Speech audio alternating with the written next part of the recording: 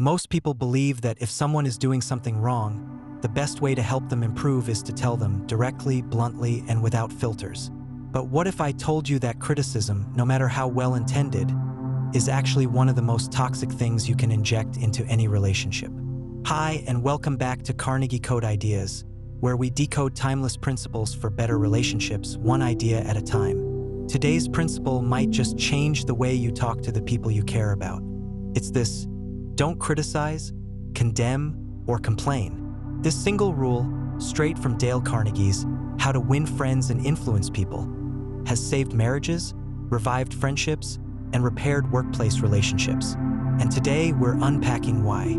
The psychology of criticism. Let's start with the neuroscience.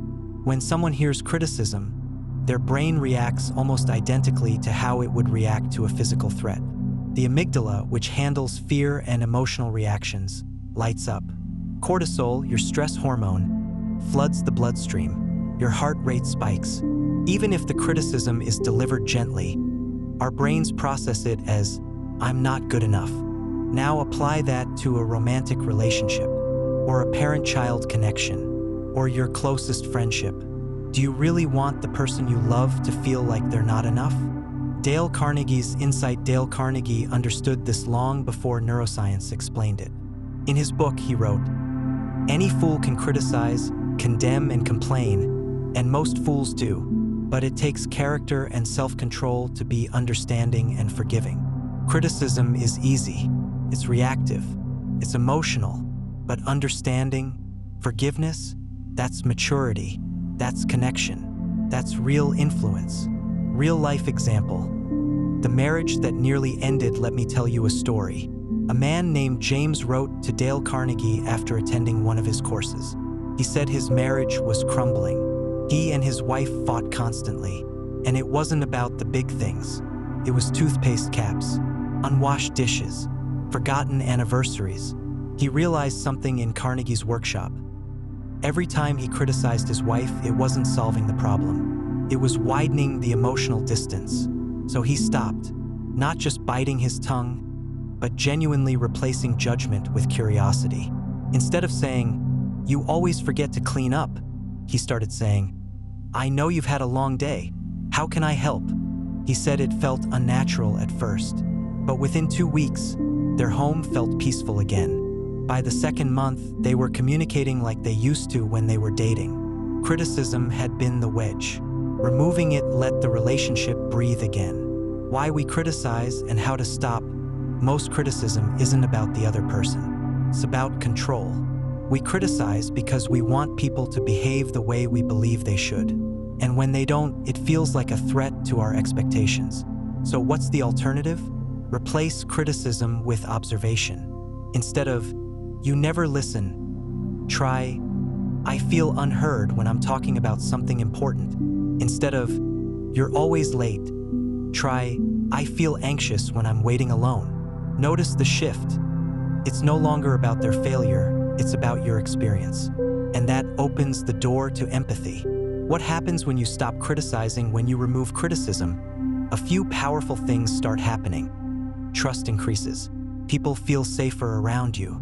Honesty grows. Without fear of judgment, they're more open. Conflict decreases. Small issues no longer spiral. Respect deepens. You become a calming presence, not a trigger. You don't just become likable, you become magnetic. What to do instead? So what should you do when someone messes up? Ask questions instead of making statements. What happened there? Versus, "You always do this." Acknowledge intention. "I know you didn't mean to hurt me, but this really affected me." Offer appreciation first. Start with what's going well, then move into what can improve. Lead by example. Show the behavior you want to see without preaching. Relationships in the workplace. This isn't just for romance. Managers who constantly criticize their team, burnout and quiet quitting follow.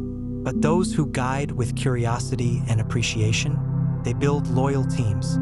Carnegie's principle has been taught in Fortune 500 companies for this reason. It works. How to practice this daily? Here's a challenge for you. For the next 24 hours, do not criticize anyone. Not your partner, not your coworker, not your waiter, not even yourself. Notice how often you want to criticize. Then pause. Replace it with curiosity, with kindness, or with silence. Your relationships will feel different, lighter, warmer. That's not magic. It's emotional intelligence in action. So, the next time you're about to say, "Why do you always?" Pause. Remember Dale Carnegie's wisdom. Don't criticize, condemn, or complain. It may feel small, but it's the beginning of emotional safety. And emotional safety is the bedrock of lasting love, friendship, and respect. If this video resonated with you, hit the like button and subscribe. We have 100 plus more insights coming from Carnegie's timeless teachings, modernized for today.